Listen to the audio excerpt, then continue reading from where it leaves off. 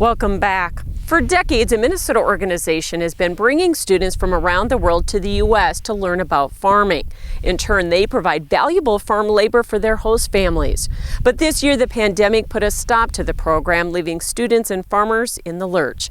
Mikkel Pates has more in this week's AGWEEK cover story. One of the region's most successful international ag exchange programs remains a casualty of COVID. We started hearing that they were being turned down, and we didn't quite know why.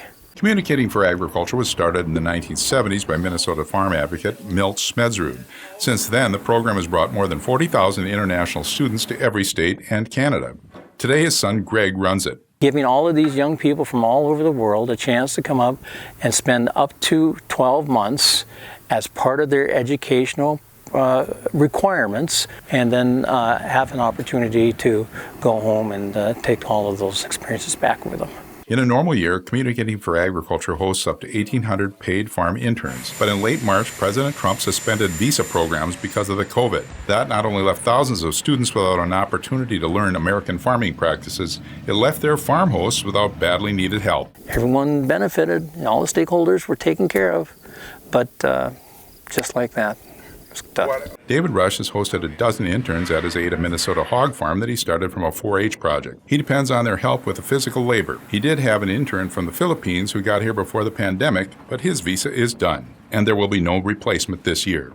Yeah, it's going to be tough. It's a terrible time of year for something like this. We're going to start harvesting beans next week and corn, the following week. I've got some kids, high school kids, that'll help out a lot, but it'll definitely be a challenge.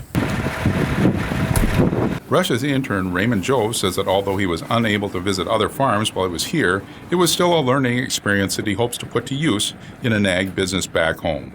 That will be my best platform to showcase my knowledge that I gain here. The suspension is being challenged in courts around the country, but any relief will likely come too late for this year. So now they're looking ahead to 2021. In Fergus Falls, Minnesota, this is Mikkel Pates for AgWeek.